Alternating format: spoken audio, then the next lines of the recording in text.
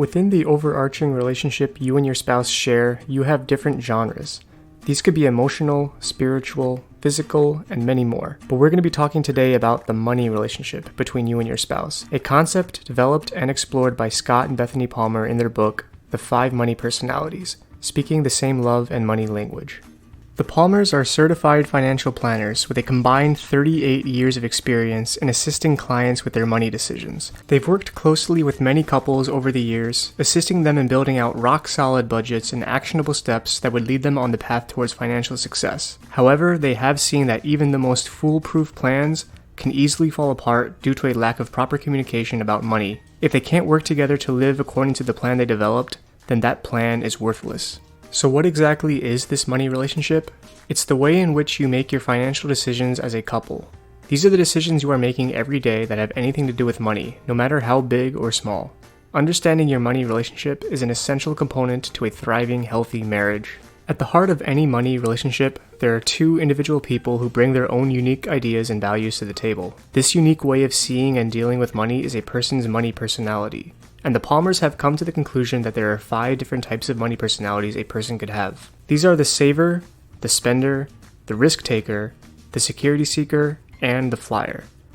Let's take a quick look at each personality in more depth before going into our takeaways as a couple after reading the book. First, we have the saver. The saver finds thrill and satisfaction in the very thought of saving money, no matter how much money it was that they saved. It could be a 50-cent coupon at the grocery store, or it could be 50% off some huge purchase like a new refrigerator that you waited until Black Friday for the very best deal.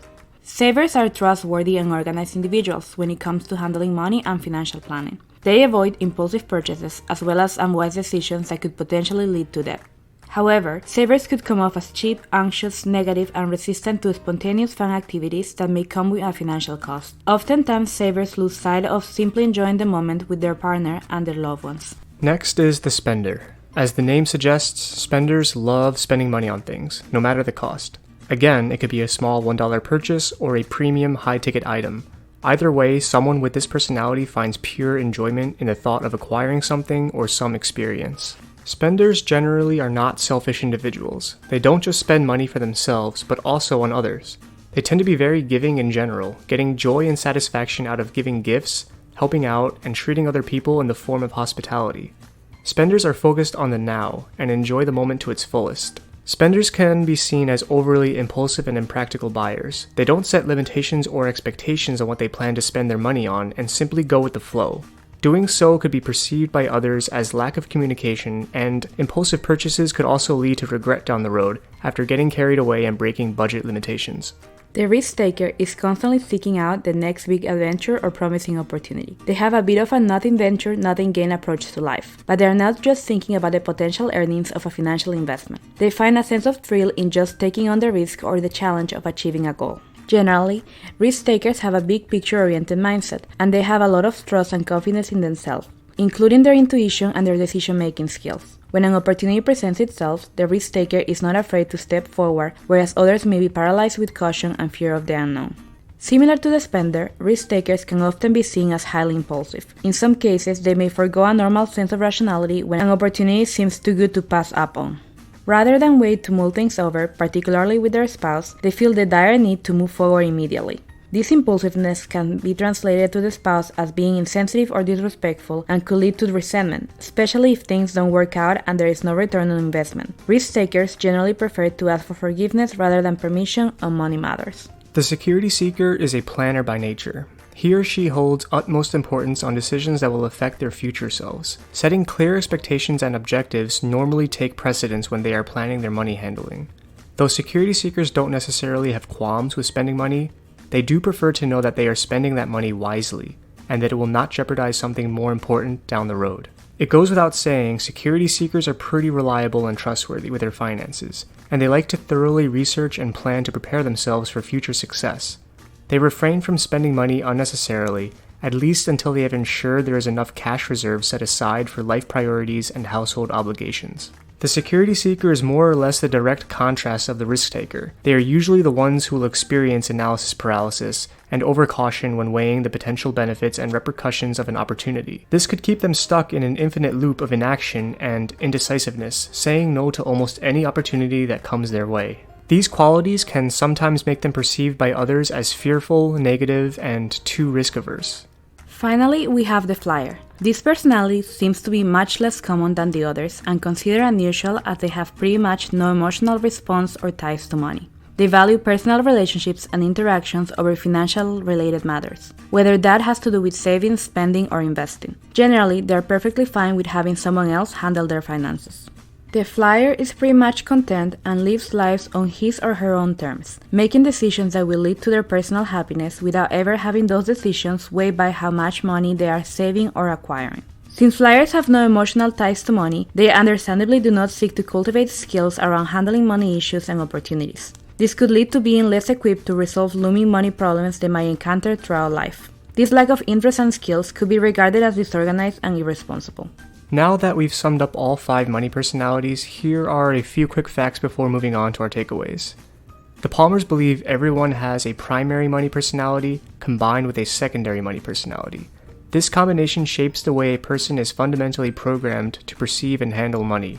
The Palmers also make it clear that the descriptions of these personalities are broad generalizations, and it is of course possible for people with a dominant money personality to display characteristics of another personality from time to time, especially depending on the situation and their current status in life. Nonetheless, it's important to recognize how your primary money personality impacts the majority of your financial decisions, which will better prepare you and your spouse to make your money relationship even stronger. Lastly, there is a free quiz available online you can take to find out your own primary and secondary money personalities.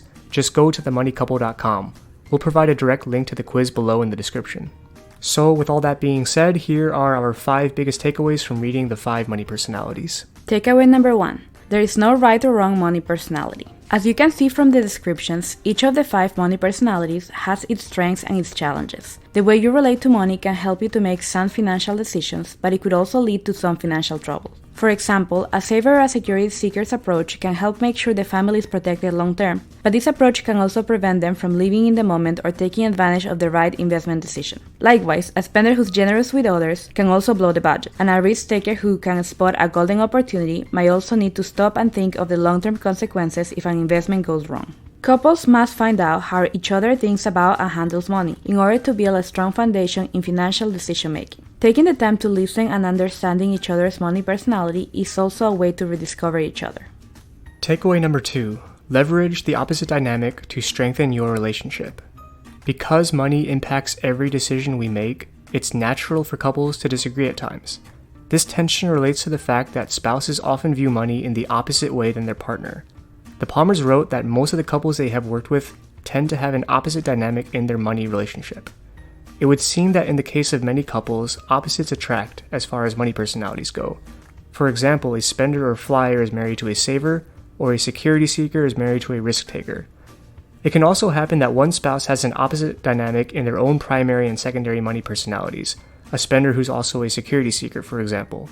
All of these dynamics play a role in the couple's money relationship. The big takeaway here is that the opposite dynamic is not a weakness. Instead, it can be a strength when couples realize how they can complement each other with different perspectives on life and how they handle their finances. Merely being aware of the opposite dynamic in a relationship will help to reduce the potential for conflict, disagreements, and blame. You and your spouse will tackle problems and challenges as partners rather than as adversaries, and you know your partner is taking on the problem from a different yet legitimate perspective. Takeaway number 3. Fights are inevitable, but they do not have to be destructive. Arguments will happen, no matter how well you know and understand each other's money personalities. When they do, make sure you continue to respect each other's money personalities to keep that fight from escalating and turning hurtful and personal. If you and your partner have opposing money personalities, it's so easy to blame the other for any problems you see in your financial handling and decisions. Your money personality is a part of who you are down to your core, so it's understandable to feel personally attacked if your significant other tries to blame any problem they see on the way you handle money. Whenever you feel an argument about to ensue, the Palmer suggests a very simple method, which they dub stop, drop, and roll. So when that fight is beginning to take shape before your eyes and you feel your blood boiling ever so slightly, first up, stop and just settle down. Try to clear your mind of anger before reacting or speaking rashly and without thought of repercussion. Secondly, drop your assumptions. Take some time to think about what may be behind your anger and also what the possible motives of your spouse may have been behind any decision you did not agree with. This way you can start to engage in meaningful, purpose-driven conversation around the issue instead of jumping to conclusions without knowing all the facts. Finally, roll up your sleeves and start working together to resolve the issue. Always seek to find compromise while doing this in a way that satisfies both of your needs. Takeaway number 4. Beware of financial infidelity. Financial infidelity at its most basic level is dishonesty or mistrust around money between you and your spouse. One or both of you could be lying about anything related to your finances, you could be hoarding or hiding money from one another, or even controlling to the point of not trusting each other at all with financial decisions. These are all forms of financial infidelity, and every couple experiences this. Let's take 2 common examples. Example A. You and your spouse might be in favor of separating your finances to a certain extent, like having separate checking accounts. The concept of separate checking accounts is not a problem in and of itself. It becomes a problem when there is a lack of transparency. If you are not being transparent about the balances and activities related to these separate accounts, or if the other is completely unaware of that account's existence, that is a clear sign of financial infidelity. Example B. Your relationship might have someone who completely controls the money. Having a strict controller of the finances almost guarantees financial infidelity. This person has zero trust and respect for their partner to be involved in financial decisions and tries to maintain control of everything related to money. Normally, they are dismissive of their partner's input around any expenses. Please be aware that this case is different from having a money person in your relationship. Essentially, someone who is more comfortable than the other in handling finances. What sets the money person apart from the control freak is the provision of transparency around all money matters going on, and treating their spouse as an equal as far as decisions go on expenses, savings, and investments. You can see in both these examples that honesty, transparency, and trust are critical in keeping financial infidelity at bay. Just keep in mind, it doesn't matter if you have just a little financial infidelity in your money relationship or a lot. Any amount can eventually snowball and become a huge issue.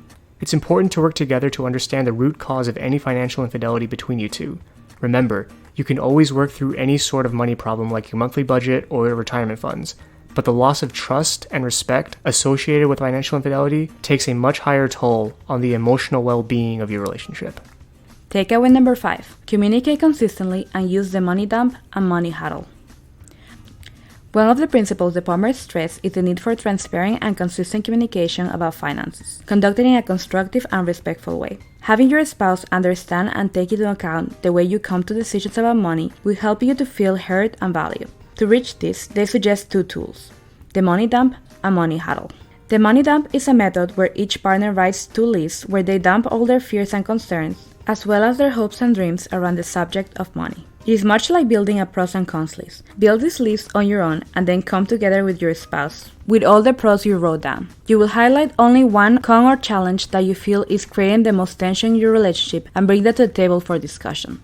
The Palmer suggests doing the money dump once a year and committing to solve your con and your spouse's con for at least the next 90 days after the money dump. The money huddle is a time for you two to set aside to talk about your money relationship every month for 45 minutes. You will not be discussing the minute details of your budget. Instead, you will focus on the emotional component of your money relationship. This meeting includes evaluating the reality of your financial situation and what you each need to build trust and start to dream of building an ideal future together. This 45-minute meeting should be divided into 3 15-minute installments. Evaluate. Limit your conversation to the 2 most significant issues in your finances, debt and savings. This will give you a clear overview of your current financial standing. It helps build transparency and root out the potential for secrecy or financial infidelity. Needs. Here you will be focusing on what you need in your money relationship. Be honest and transparent about your needs. This will show your spouse that you fully trust and value their input and that you intend to work together to tackle these challenges. Dream. List out your dreams together and start agreeing on plans and objectives to achieve these shared dreams. Couples that dream together will always move forward and progress in the relationship. Having this dedicated time every month will reduce stressful talks about money seeping into every aspect of your relationship. Additionally, the money huddles will lead to meaningful conversations about your life together and your goals and aspirations as a couple and family, and how to work together to make them a reality. Thanks so much for watching this video, and if you haven't already, please give the video a like and subscribe to our channel for more content like this. We love reading books about effective communication within marriage and discussing our takeaways together. We highly recommend you read the 5 Money Personalities book, definitely with your spouse, but it's also useful even for individual people. Using the Amazon link to purchase the book in the description below helps us support this channel as well. We would love to hear your feedback in the comments section on whether you agree with our key takeaways and also what personalities do you have. Have a wonderful day and tune in for the next takeaway video coming up.